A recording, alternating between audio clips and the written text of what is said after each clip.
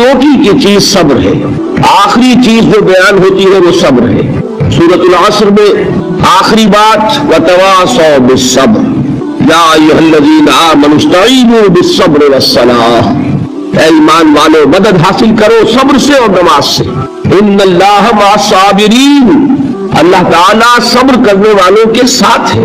और फिर आगे चलकर वबश्शिरिस साबिरीन अल्लज़ीना इज़ा असाबतहुम मुसीबतुन क़ालू इन्ना लिल्लाहि व इन्ना इलैहि राजिऊन, ऐ नबी बशारत दीजिए, खुशखबरी दीजिए उन सब्र करने वालों को कि जिन पर जब भी कोई तकलीफ या मुसीबत नाजिल होती है तो कहते हैं कि हम अल्लाह ही के हैं और अल्लाह ही की तरफ हमें लौट जाना है। सब्र का मफ़हूम है अपने आप को थामना, रोकना, बर्दाश्त करना, तहम्मुल करना, और जो भी अपना एक तयशुदा मकसद है किसी भी मुखालफत से बददिल हुए बगैर, किसी भी तकलीफ या मुसीबत से हरासा हुए बगैर उसकी तरफ पेश कदमी किए चले जाना। बड़ी सख्त सर्दी पड़ रही है, फजर का वक्त है, गर्म पानी का एहतमाम नहीं है, अब उस वक्त फजर की नमाज के लिए उठना, ठंडा पानी अगर है तो वुजू तो करना होगा, उस ठंडे पानी से वुजू करना, उस वक्त लिहाज से निकलना ही बहुत मुश्किल, ठंडे पानी से वुजू करना और मुसीबत। ये जब तक इंसान में सब्र का मादा ना होगा मुमकिन ही नहीं। इसको कहेंगे सब्र अला ताअह, इताअत पर सब्र करना। नागवारी महसूस हो रही है लेकिन उस नागवारी को बर्दाश्त करते हुए इंसान अल्लाह के हुक्म के ऊपर जमा रहे, अल्लाह के हुक्म पर अमल करे। ये क्या है? ये सब्र है। अगर ये सब्र नहीं है तो जाहिर बात है कि इंसान अल्लाह के उस हुक्म पर अमल नहीं कर सकेगा। सब्र का मादा नहीं होगा तो आप काम नहीं कर सकेंगे। और इसी का एक दूसरा रुख है, जब आप दावत हक के लिए खड़े होंगे पहला कदम क्या आता है? इस्तेहजा, तमस्खुर, मजाक उड़ाना। जिसकी मैं मिसाल अब देना चाहता हूं मोहम्मद रसूलुल्लाह सल्लल्लाहु अलैहि वसल्लम की शख्सियत से।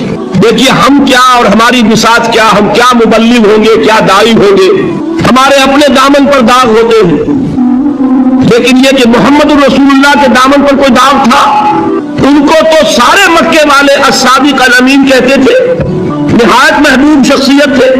उनके लिए तो जा सादिक, या अल अमीन ये अल्फाज सुनने में आते थे, आंखों का तारा। लेकिन जब आपने दावत अब शुरू की, अब कुरान मजीद में देखिए किसी ने कहा मजनून हो गए, दिमाग खराब हो गया, पागल हो गए, अजी शायर है, कुछ शेर जोड़ लेते हैं हम पर बहुत जमाते हैं। किसी ने कहा साहिर है, तो जादू सीख लिया है। यहां तक कि ऐसे बदबख्त भी पैदा हुए, कुरान में है साहिरुल कज़्ज़ाब, सिहर करने वाला जादूगर, निहायत झूठा। ये अल्फाज कहे जा रहे हैं किसकी शान में? मोहम्मदुर रसूलुल्लाह सल्लल्लाहु अलैहि वसल्लम। कुरान में नकल किया गया, या अय्युहल्लज़ी नुज़्ज़िला अलैहि ज़िक्र इन्नका लमजनून।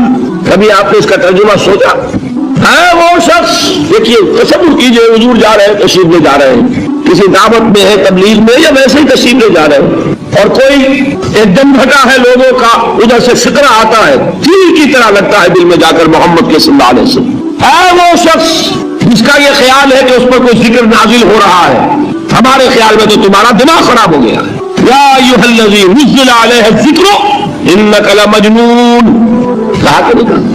और ये न समझिए कि हुजूर सल्लल्लाहु अलैहि वसल्लम के कल्ब मुबारक को तकलीफ नहीं होती थी।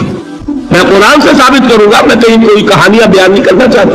कुरान ने कहा है वलक़द नअलमु अन्नका यज़ीक़ु सदरुका बिमा यक़ूलून, ऐ नबी हमें खूब मालूम है सल्लल्लाहु अलैहि वसल्लम कि जो कुछ ये लोग कह रहे हैं उससे आपका सीना भिजता है, ये जो घुटन होती है, सदमा होता है।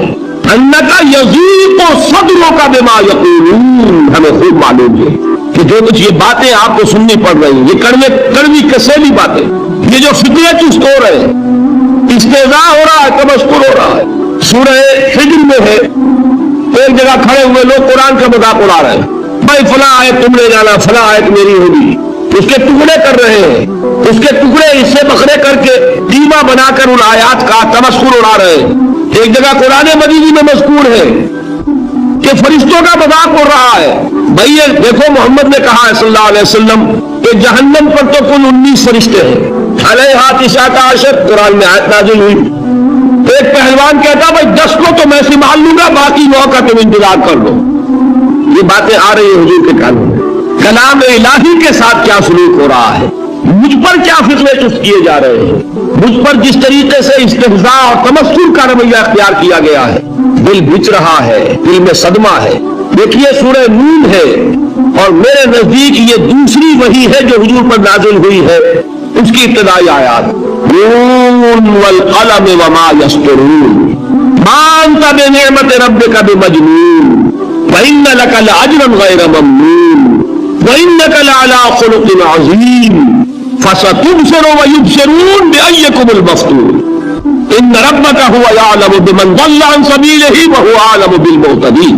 نون قسم ہے قلم کی اور جو کچھ یہ لکھتے ہیں، اے نبی آپ اپنے رب کی نعمت سے مجنون نہیں ہیں۔ یہ کیوں کہا جا رہا ہے؟ حضور کو جو صدمہ پہنچا ہے وہی نازل ہوئی ہے دل جوئی کے لیے، تسلی کے لیے۔ آپ کیوں برا منا رہے ہیں؟ اے نبی آپ کیوں صدمہ رنج اور اندوہ محسوس کر رہے ہیں؟